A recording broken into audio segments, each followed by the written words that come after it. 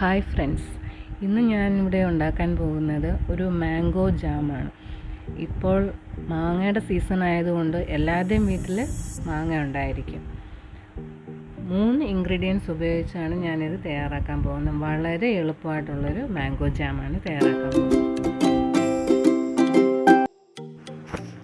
ഇതിനായിട്ട് ആവശ്യമുള്ളത് നല്ല പഴുത്ത മധുരമുള്ള 1/2 കിലോ മാങ്ങ ചെറുതായി കട്ട് ചെയ്ത് അത് ജാറിലിട്ട് നല്ലപോലെ അടിച്ച് അതിൻ്റെ പൾപ്പ് ആണ് ആദ്യം നമുക്ക് ആവശ്യമായിട്ടുള്ളത്.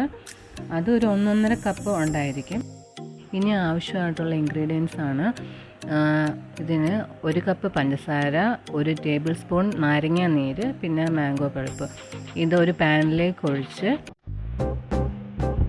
ലോ ഫ്ലെയിമിൽ വയ്ക്കുക.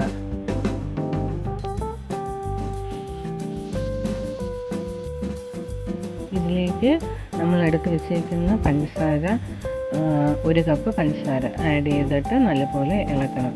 ഇത് കണ്ടിന്യൂസ് ആയിട്ട് നമ്മൾ ഇളക്കിക്കൊണ്ട് തന്നെ ഇരിക്കണം. ചെറിയ ഫ്ലെയിമിൽ വെച്ച് ചെയ്യാവുള്ളൂ, അല്ലെങ്കിൽ അടിക്ക് പിടിക്കും. നല്ലപോലെ ഇളക്കിക്കൊണ്ട് കണ്ടിന്യൂസ് തന്നെ ഇളക്കിക്കൊണ്ടിരിക്കുക.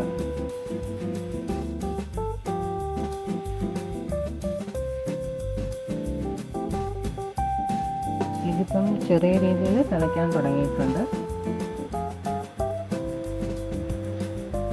കയ്യിൽ തെറിച്ച് വീഴാതെ എല്ലാവരും സൂക്ഷിക്കണം. ഹൈ ഫ്ലെയിം കൊടുക്കരുത്. ഫ്ലെയിം എപ്പോഴും ലോയിൽ തന്നെ വെക്കാവുള്ളൂ. ഇത് ചെറുതായിട്ട് തിക്കായി തുടങ്ങിയിട്ടുണ്ട്.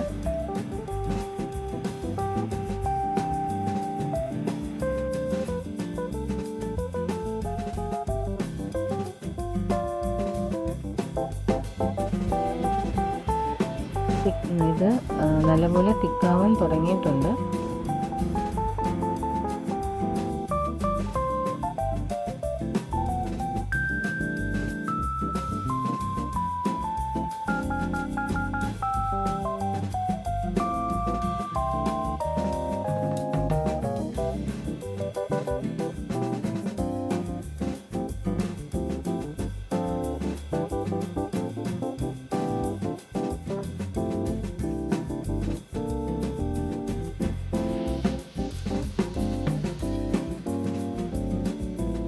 ഇപ്പോൾ ഏകദേശം നല്ല കട്ടിയായിക്കൊണ്ടിരിക്കുകയാണ്.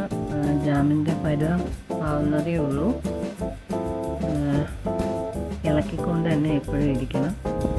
വിട്ട് വരും. നമ്മൾ ഇളക്കിക്കൊണ്ടിരിക്കുന്ന സമയത്ത് തന്നെ നമ്മൾ സ്പൂണിൻ്റെ അടുത്ത് കോരിയെടുത്ത് ഒഴിച്ച് നോക്കണം. ഒഴിച്ച് നോക്കുമ്പം ഇതേപോലെ വിട്ട് വീഴണം.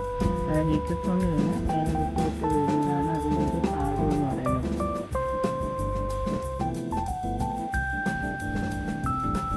ഇപ്പോൾ അത് ഏകദേശം പരുവമായിട്ടുണ്ട്.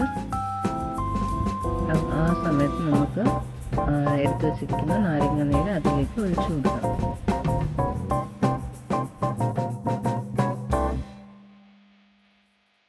നാരങ്ങ നീര് ഒഴിച്ചതിന് ശേഷം നല്ലപോലെ അത് യോജിപ്പിക്കുക. ഒരു 2 മിനിറ്റ് നേരം കൂടി നമ്മൾ ഇതേപോലെ നല്ലപോലെ ഇളക്കി ഒരു നല്ല അത് തമ്മിൽ മിക്സ് ആവുന്നത് വരെ ഇളക്കി യോജിപ്പിച്ചുകൊണ്ട് തന്നെ ഇരിക്കുക. ജാം റെഡി ആയിട്ടുണ്ട്. ഇത് സ്റ്റൗ ഓഫ് ചെയ്യാം.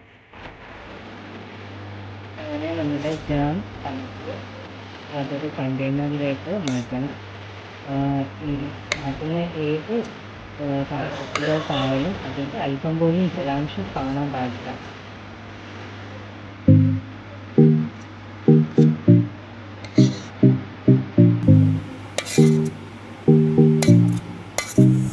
അങ്ങനെ നമ്മുടെ ജാം ഇവിടെ സെറ്റായി.